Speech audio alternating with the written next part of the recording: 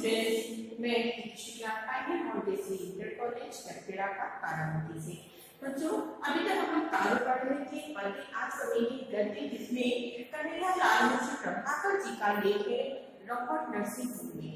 आज उसको हम लोग पढ़ेंगे। तो देखते हैं रॉबर्ट नर्सिंग होम में किसका वर्णन किया हुआ है कि प्रस्तुत पाठ में, जैसा कि शीर्षक से स्पष्ट है, कन्हैयालाल मुंशी प्रभाकर जी ने लिखा हुआ है कि प्रस्तुत लेख में लेखक जो हैं वो इंदौर के रॉबर्ट नर्सिंग होम के एक साधारण घटना का इन्होंने यहाँ पर वर्णन किया हुआ है कि किस तरह से सच्ची धर्म अर्थात मानव सेवा और समता को पाठ पढ़ाने वाली यह घटना बन गई है, उसका यहाँ लेखक ने वर्णन किया हुआ है। और प्रस्तुत पाठ में मदर टेरेसा और सिस्टर हेल्ड जो है उनका भी यहाँ वर्णन किया हुआ है, उनके मधुर संबंधों का वर्णन किया हुआ है। मदर टेरेसा जो फ्रांस की रहने वाली थी, सिस्टर क्रिस्टल जो है वो जर्मन की रहने वाली थी। उन दोनों के लक्ष्य थे मानव सेवा करना, इसलिए दोनों के जो है वो आपस में जो मधुर संबंध थे उनका भी यहाँ पर लेखक ने वर्णन किया हुआ है। अब हम लोग इस पाठ को आज करते हैं। यहाँ पर दिया हुआ है रॉबर्ट नर्सिंग होम में कल तक जिनका अतिथि था आज उनका परिचारक हो गया, क्योंकि मेरी आतिथ्यता अचानक रोग की लपेट में आ गई और इंदौर के रॉबर्ट नर्सिंग होम में लाना पड़ा। अब देखो क्या कह रहे हैं कि वो जो बेड थे इंदौर में, तो वहां पर जो है अतिथि बने हुए थे और उनकी जो आतिथ्य का मतलब है जिनके यहाँ जाते हैं, जो हमारा स्वागत सत्कार करते हैं, वो आतिथ्य होते हैं। ठीक है, तो उनकी जो है वो स्वयं रोग की चपेट में आ गए, उन्हें रोग हो गया। तो जो अतिथि थे उन्होंने फिर अपना खर्च निभाया, अपने कर्तव्य का पालन करते हुए उनको रॉबर्ट नर्सिंग होम में देखा। यह है सितंबर 1951 की बात। रोग का आघात पूरे देश में परिणाम कपाता और वातावरण चिंता से घिरा घेरा कि हम सब तभी मैंने चौंक कर देखा कि अपने विशिष्ट भवन देश में आच्छादित एक नारी कमरे में आ गई है। देह उनकी कोई 45 वर्ष देखी, वर्ण विश्वेत पर अनुरोधे की रेखाओं से अनुरंजित लंबा और सीधा सा।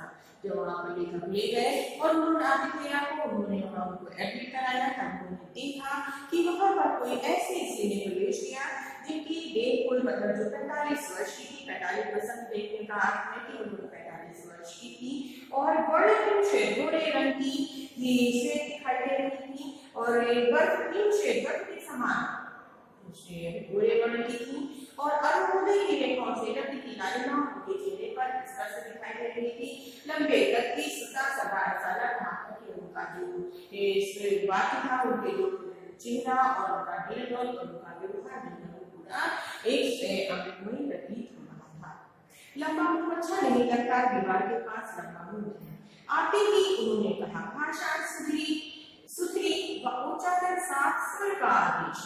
स्वर आदेश का पर आदेश करना अन्यायक का ना अधिकारी का पूर्णतया मांगा, जिसका आरंभ होता है शब्दे से और अंत रूप में। तीसरे से उन्होंने बड़े ही प्रेमपूर्ण वचनों में आकर के कहा कि बीमार के पास जो बैठता है उसे कभी दुखी होकर के मुंह लटकाकर नहीं बैठना चाहिए।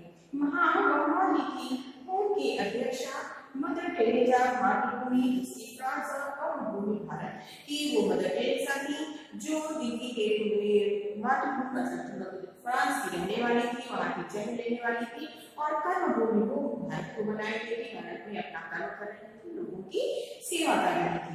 उभरती तरुणाई से उम्र की धनौत तक रोगियों की सेवा में लगी। यही काम, यही धाम, यही रात, यही चौक और बस यही। उन्होंने रोगी के दोनों लान का फूल अपनी चांदनी चर्चित हाथों से थपथपाए तो उसकी सूखी एल्बो पर चांदी की एक रेखा खिंचाई और मुझे लगा कि वातावरण का भार कुछ कम हो गया। तभी एक खटाक और हमारा डॉक्टर कमरे के भीतर। मदर ने उसे देखते ही कहा, डॉक्टर तुम्हारा बीमार हंस रहा है। हाँ मदर, तुम हंसी बिखेरती जो कि वो सबके अंदर जब प्रसन्नता की बात करती है, जब आकर के ऐसी बातें करती है, जिससे वहाँ के जितने भी बीमार होते हैं, जितने भी रोगी होते हैं, वो सभी मुस्कुराने लगते हैं, हंसने लगते हैं और कुछ समय के लिए अपनी बीमारी को, अपने दुख को, अपने दर्द को भूल जाती हैं। हाँ मदर, तुम हंसी बिखेरती जो। डॉक्टर ने अपने जाने कितने अनुभवियों एक ही बार में बूथ दिए। मैंने भावना से अभिभूत हो सोचा, जो बिना प्रसव किए ही मां बन सकती है वही 30 रुपए मासिक के योग पर 20 वर्ष के दिन और रात सेवा में लगा सकती है, और वही पीड़ितों के तड़पते जीवन में हंसी भी खेल सकती है। तीसरे पहर का समय थर्मामीटर हाथ में लिए यह आई मदर टेरेसा और उनके साथ एक नौयुवती उसी विशिष्ट धवल वेश में, मतलब मदर टेरेसा आई और उनके साथ में एक और स्त्री आई जो उसी प्रकार से विशेष श्वेत वस्त्रों को ही धारण किए हुए थे, जो नर्स के समान वस्त्र के समान प्रतीत हो रही थी, भूरे रंग की और लोगों को आकर्षित करने वाली दिख रही थी। हाँ, गौर और आकर्षक, पर इसके स्वभाव का चित्रण करने में दोनों ही शब्द असफल योग कर आसपास का मतलब की उतनी सरल स्वभाव की दिखाई दे रही थी कि उनका शब्द से उनका वर्णन कर सकना लेखक के लिए संभव नहीं था। यो कहकर उनके आसपास आता हुआ कि शायद चांदनी को दूध में घोलकर भगवान का निर्माण किया होगा। रूप और स्वरूप का एक गहरी सांचा सी वो लड़की, नाम उसका क्रिस्टल और जन्मभूमि जर्मनी। फ्रांस की पुत्री मदर टेरेसा और जर्मनी की बेटा क्रिस्टल एक साथ एक रूप एक ध्येय एक रस। तो इस तरह से मतलब दो ऐसे देश जो आपस में, एक देश दूसरे देश की लड़ाई करता है, दूसरा देश दूसरे देश पर आक्रमण करना चाहता है, जीतना चाहता है, लेकिन जिनके लक्ष्य एक है, जिनके कर्म एक है, जिनके भाव एक है, जिनके विचार एक है, वो आपस में किसी भी कोने के रहने वाले हो आपस में कभी भी द्वेष ईर्ष्या नहीं करते हैं। वे आपस में सदैव एक रस के साथ, प्रेम भाव के साथ ही रहते हैं। उसी तरह से ये दोनों भी एक साथ ही रह रही थी। तुम्हारा देश महान है जो युद्ध के देवता हिटलर को भी जन्म दे सकता है, और तुम्हारी जैसी सेवाशील बालिका को भी। मैंने उससे कहा तो दर्द से दीप्त होकर स्टेच्यू हो गई और अपना दाहिना पैर रखने के वेग से ठोककर बोली, यस यस, कि हर व्यक्ति अपने कर्म के अनुसार बनता है, कि यदि फ्रांस जो है वो कोई हिटलर को जन्म दे सकता है, कि जहाँ हिटलर व्यक्ति उत्पन्न हो सकता है, वही जो है ऐसा व्यक्ति भी, ऐसा प्राणी भी, ऐसी भी बालिका भी जन्म ले सकती है जो लोगों की सेवा करे। वह दूसरे कमरे में चली गई तो मदर टेरेसा को तो बोला, आप इस जर्मन लड़की के साथ प्यार क्यों रहती हैं? बोली, हाँ, और भी ईश्वर के लिए काम करती है और मैं भी फिर प्यार करता हूँ। मैंने नष्ट चुगोया पर फ्रांस को हिटलर के पदलित किया था, ये आप कैसे भूल सकती हैं? उन्होंने उनको याद दिलाया कि तो आपके देश पर जो है वो जर्मन वालों ने एक दिन ऐसा किया था कि जिससे वो हिटलर ने पदलित किया था।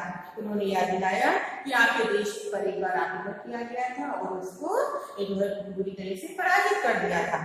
तो इससे आप कैसे भूल सकती, मतलब अपने दुश्मन देश के लोगों से इतना प्यार करती है। नस्ल तेज था, चुभन गहरी पर मदर का कलेजा उससे अछूता था। बोली, हिटलर बुरा था, उससे लड़ाई छेड़ी, पर उससे इस लड़की का भी हृदय किया और मेरा भी, हम दोनों ही थे। तो यहाँ पर मदर टेरेसा जो थी, उन्होंने बड़े ही धैर्य से, बड़े ही जो है वो स्पष्ट रूप में उनको बताया कि इस प्रकार से इसमें इस लड़की का दोष नहीं है, क्योंकि जब दो देश आपस में लड़ते हैं तो वहाँ राजनीतिक लोगों का फायदा होता है और बाकी जो सामान्य जन होते हैं उनका हमेशा नुकसान होता है। सैनिकों का नुकसान होता है, वहाँ पे रहने वाली जनता का नुकसान होता है। लड़ाई किसी की भी हो, लड़ाई कोई भी शुरू करे, लेकिन नुकसान दोनों की तरफ होता है। इस तरह से उसका भी घर बर्बाद हुआ, मेरा भी घर बर्बाद हुआ दूसरा। तो इस तरह से किसी एक का दोष इसमें नहीं है। हम दोनों एक। मदर टेरेसा ने झूठ में इतने गहरे डूब कर कहा कि मैं उससे उनकी लड़की को छीन रहा था। उन्होंने इतने ही प्यार से उनको समझाया कि जो इस तरह से जब दोनों का भी नुकसान हुआ तो किसी एक की गलती नहीं करनी चाहिए। लेखक को ऐसा प्रतीत हुआ जैसे जो है वो उनका कोई नुकसान कर रहे हो, उनकी लड़की को छीन रहे हो, इस प्रकार से उनको इस बात का आभास हुआ। उन्होंने पहले ही दौर में मुझे चारों खाने दे मारा। मदर चली गई थी। मैं सोचता रहा, मनुष्य के बीच मनुष्य में कितनी दीवारें खड़ी हैं। ऊंची दीवारें, मजबूत दीवारें, फैलादी दीवारें, भूगोल की दीवारें, जाति वर्ग की दीवारें, कितनी मजबूत, कितनी नकड़ और कितनी ऊंची। अब यहाँ क्या कह रहे हैं कि इस तरह से लेखक सोचते रहे हैं कि मनुष्य के बीच में लोगों ने आपस में कितनी सारी दीवारें खड़ी कर दी हैं, जैसे मजबूत फौलादी दीवारें, भूगोल की मतलब जाति की दीवारें, भौगोलिक दीवारें की सीमाओं की दीवारें कि ये देश मेरा है, ये तुम्हारा देश है, जाति की दीवारें की लोग ऊंच नीच कहने लगे हैं, एक जाति को अच्छा दूसरी जाति को बुरा मानने लगे हैं। और तो ये दीवारें कैसी है, मनुष्य से आपस में लड़ाई लगवाती है, रगड़ में जितनी कोई जीती नहीं होती, लेकिन ये जातिपात की, ऊंच नीच की, देश जड़ की, ये सब दीवारें, सीमाओं की दीवारें जो है वो आपस में एक दूसरे को जो है वो हमेशा घायल भी करती है, सदैव दूसरों का नुकसान भी करती है। क्रिस हेयर के पिता जर्मनी में एक कॉलेज के प्रिंसिपल है और उसने अभी 5 वर्षों के लिए ही सेवा का व्रत किया है। लोगड़ी के गहरे काले बाल देखकर उसने कहा, तुम्हारे काले बाल मेरे पिता जैसे हैं। लगा कि वो स्मृतियों में खो सी गई है। मुझे लगा कि मैं भी क्रिस हेयर हूँ, अपने माता पिता के से हजारों मील दूर एक अजनबी देश में अकेली खोई अछली सी, और मेरी आंखें भर आई। लड़की मेरे आंसू में डूब डूब गई और किनारा पानी को उसने जल्दी से उन्हें अपने रुमाल से धो दिया। उसकी सदा हंसती आंखें नरम हो आई, पर जरा भी नम नहीं। मैंने पूछा, घर से चलते समय रोती तो? उसका भोला उत्तर था, ना हाँ रोती थी। अब उसके अंदर कर्तव्य की भावना थी, अपने कर्म को पूरा करना था, इसलिए एक लक्ष्य लेकर के चली थी, एक उद्देश्य लेकर के चली थी, इसलिए उसके अंदर जरा भी दुख नहीं था, वो नहीं रोई थी। माँ इसलिए रो रही थी कि मेरी लड़की दूसरे देश जा रही है, अकेली जा रही है, उससे सुन रही, इसलिए माँ को अवश्य दुख हुआ था। फटी आंख मैं उसे देखता था, तब उस बिस्कुट उसे भेज के बोली, धन्यवाद, थैंक यू तांशु। उसने अपनी भाषा में उनको थैंक यू बोला। तो अक्सर हिंदी, अंग्रेजी, जर्मन भाषाओं के शब्द मिलाकर बोलता। हंसी भाने मदर टेरेसा बातों के मुंह में थी। मैंने उनके हृदय भारत के चोर दरवाजे से झांका। मदर घर से अंदर आने के बाद फिर आप घर नहीं थी, कभी मिलने जुलने भी नहीं, अपना काम कर चुके थे, कान अपना काम कर चुकी थी, वाणी को अपना काम करना था, पर मदर ने उसकी राह मोड़ दी और तब मैंने सुनी यह कहानी। कई वर्ष में फ्रांस में विश्व भर के पूजा ग्रहों का एक सम्मेलन हुआ। भारत की 2 मतल भी प्रतिनिधि होकर उस सम्मेलन में गई। वे फ्रांस की थी, उनके माता पिता फ्रांस में ही थे। उन्हें पता था कि बरसों बाद हमारी पुत्रियां आ रही हैं। इस तरह से वो फ्रांस गई थी और उनको पता था, उनके माता पिता को पता चला कि बहुत समय के पश्चात उनकी पुत्री वहां पर आ रही है। दोनों माताएं अपनी पुत्रियों का स्वागत करने जहाज पर आई, पर विचित्र बात यह हुई कि वे दोनों अपनी पुत्रियों को पहचान, क्योंकि दोनों की वेशभूषा रूपड़ा एक समान था, इसलिए दूर और बहुत समय पहले गई हुई थी, इसलिए वो अपनी पुत्रियों को पहचान ना पाए और आपस में कहती रही कि तुम्हारी कौन सी बेटी है। अंत में उनका नाम पूछा और तब गले मिली। कहानी पूरी हुई तो कई प्रश्न उठे, पर मदर टेरेसा उनके उठने नाम पर भाग गई। नीचे भी उन दोनों अपनी अनपहचानी पुत्रियों में से एक वे स्वयं थी। ठीक है, उनको दोनों अपनी पुत्रियों को पहचान नहीं पाई थी। जब उन्होंने नाम पूछा तो मिली अब उनमें से कोई एक रही होगी। बस इतना ही एक दिन मैं खुद से और कहला सका, घर से बहुत चिट्ठी आती है, मैं यहाँ किसी स्थान की फोटो भेज देती हूँ। घर से बहुत सारी चिट्ठियाँ आती है तो उसके बदले वो भी किसी न किसी स्थान की फोटो भेज देती है, जिससे घर वाले फोटो को देखें और सांत्वना पा सकें। लोग पूरे उभार पर था, रोगी के लिए असह्य। मदर टेरेसा ने कहा, तुम्हारे लिए आज विनती करूंगी। उनका चेहरा उस समय भक्ति की श्रद्धा से खुल था। किस प्रकार से उनका चेहरा जो है वो एक अपने भक्त के श्रद्धा से ऐसा लग रहा था कि उसमें से प्रकाश उत्पन्न हो रहा है, तो भाषित हो उठा था। रोगी ने कहा, कल भी करना मदर। मदर के स्वर में मिश्री थी, मिश्री पर मिश्री पूजे की थी, जो मिठास तुरंत देती थी पर खुलती तुरंत नहीं, और बल का प्रयोग तो मसूड़े तक को छीन देती। बोली, ना, कल उसके लिए करूंगी जिसे सबसे अधिक कष्ट होगा, कि वो किसी एक कारण पर वो नहीं कर सकती थी, बल्कि वो सभी के कल्याण के लिए सोचती थी और जिससे ज्यादा उनकी आवश्यकता होती थी उसके लिए ही वो कार्य करती थी। इसलिए उन्होंने कहा कि कल किसी और के लिए मैं प्रार्थना करूंगी।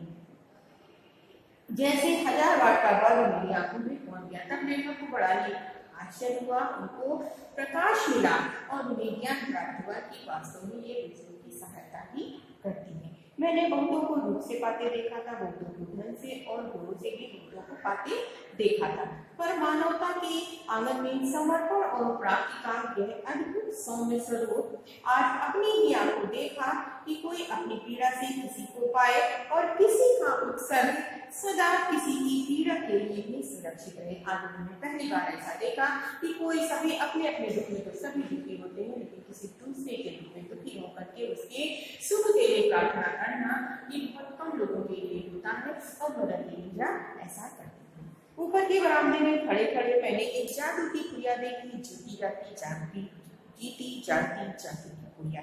अब लेखक ने क्या देखा कि एक दूसरी को देखा जो एक जादू की गुड़िया के समान प्रतीत हो रही थी। आदमियों को मक्खी बनाने वाला कामों का जादू नहीं, मक्खियों को आदमी बनाने वाला जीवन का जादू। कि कितना दुखी, कितना रोगी, कैसा परेशान विचलित व्यक्ति आता था, लेकिन वो दोनों सिस्टर जो थी वहां पर अपनी सेवा भावना से लोगों को अच्छा कर देती थी।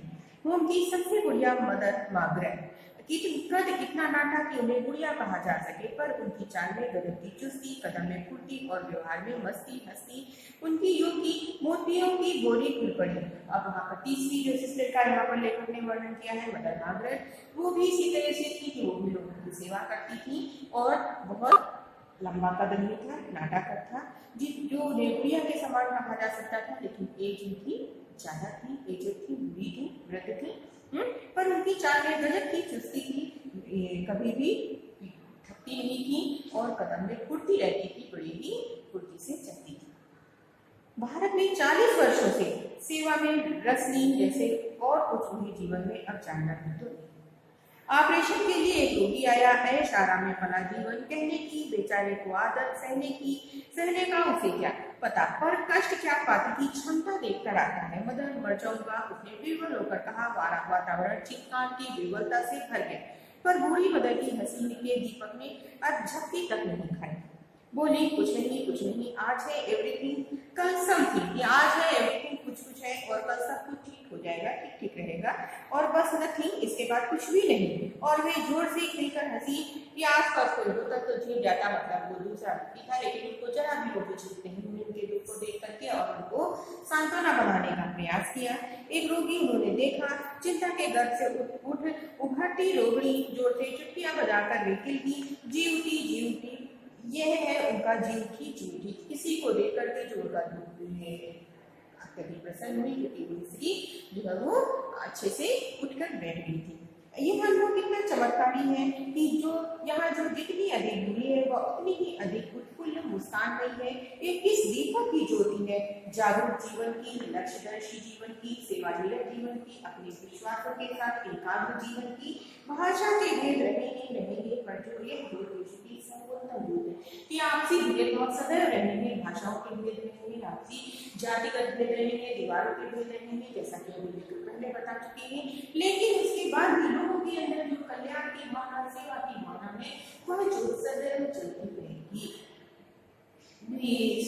उस ज्योत को सर्वोत्तम ज्योत लेकर के कहा है। सिस्टर का तबादला हो गया, अब वो थानी के लिए सेवा के लिए काम करेगी। वो जंगली जीवन में कपूर के समान सबको सुख प्रदान करती है। क्या जंगली जीवन में जाएंगी, पर कुलपुरका को अपने सौरभ में इतनी दी है कि उसे स्वर्ग के अधिक और को दिखता ही नहीं, सोचता नहीं, कि उनके ऊपर कोई फर्क नहीं पड़ता। जब उन्हें कार्य करना है, सेवा करनी है, कोई भी स्थान हो, कैसा भी स्थान हो, इसलिए वो जरा भी विचलित नहीं होती है, ताकि उनका तबादला हो जाए। वो हम लोगों को मिलने आई, हंसती खेलती बिखरती और कुदरती। यहाँ से जाने का उसे विचार नहीं, एक नई जगह देखने का जाओ, उसके ढूंढने पर मुझे उसका जाना प्रचुर साथ होगा। वह दूसरे लोगों से मिलने चली गई।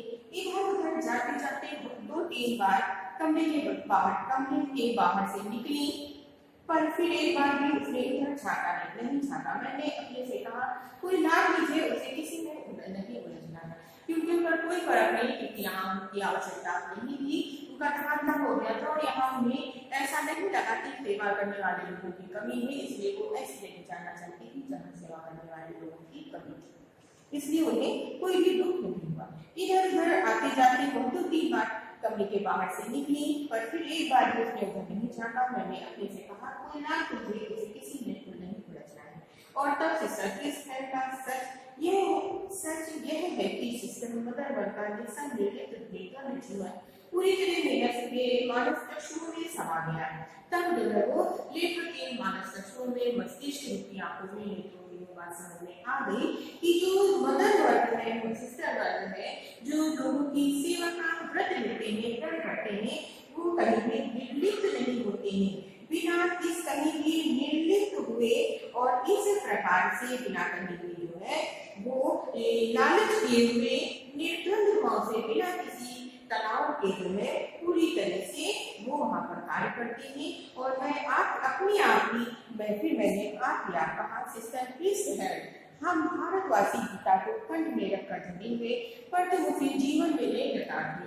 तब लेखक की बात समझ में आई कि हम भारतवासी जो है वो गीता को कंठ में रखते हैं, हम भारतवासी गीता को गाते हैं, गले में रखते हैं, मतलब उसको हम ग्रहण कम करते हैं, इस तरह से कार्य कम करते हैं। गीता में क्या है, गीता के उपदेश दिए हुए हैं कि हमें कर्म करना चाहिए, वृद्धि चिंता नहीं करनी चाहिए, लेकिन हम ये बात लोगों को बताते हैं, हम अपने ऊपर कम लागू करते हैं। भारतवासी सबको बताते हैं ऐसा करना चाहिए, ऐसा करना चाहिए, लेकिन देखा करते हैं कि यह बात ये समझ में आ गई कि हम लोग उसे कंठ में रखते हैं और तुम उसे जीवन में तुमने उसको जीवन में धारण कर लिया है कि तुमने लोगों का कल्याण करना, परिश्रम करना, कर्म करना है, केवल अपना ध्येय बना लिया है, उसका फल क्या मिलेगा उसकी कभी भी चिंता नहीं की है, इसलिए आज हमारा जीवन धन्य हो गया है।